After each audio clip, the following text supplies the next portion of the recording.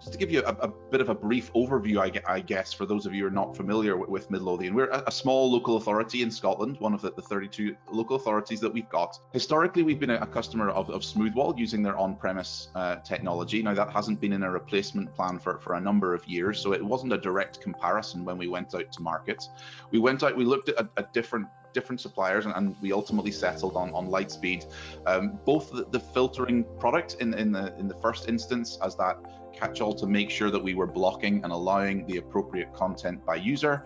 But putting that education hat on, I was looking for a product that would deliver more, that would allow us to sort of reach into the lives of these students and support them where they need it most. So we were really delighted to bring forward the Alert product as well to give us a more proactive approach. We started to start deploying our devices from October in 2021. 670 alerts have happened in that time. I would say, if I was trying to give you some form of estimate, I would say about 20 to 30% of those would have been visible on my Smoothwall appliance in the reporting procedures that we would have looked at before. But the rest are all, well, in fact, all of them are arriving in a more proactive manner, which really makes the difference. One of the things that I really liked about the Lightspeed products when we were looking at them, and possibly one of the clinchers for me, was the simplicity of the user interface. And you can see the Alert user interface here with a sort of case management system. So I have the ability to see everything that happens in the authority, and I can share those with my fellow education managers. So we're getting an overview at the top without relying on data coming from our head teachers up to us.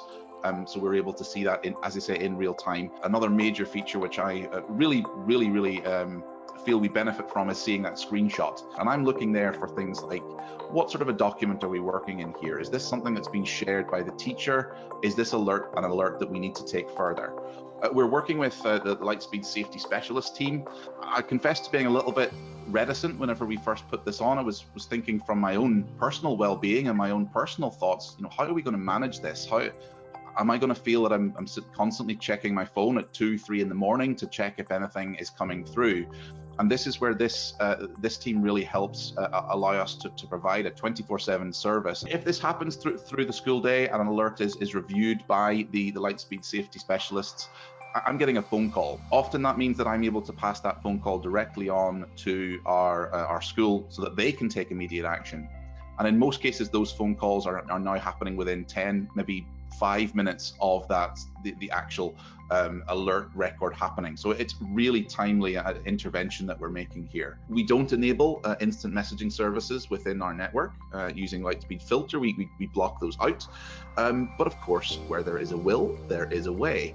And we're seeing our students take to Google Docs, to Google Slides as a means for communication. So this is informal communication between young people. One particular young person was having this debate in a Google Doc with their best friend as to which member of staff should they come forward to with this particular disclosure of abuse that they were experiencing.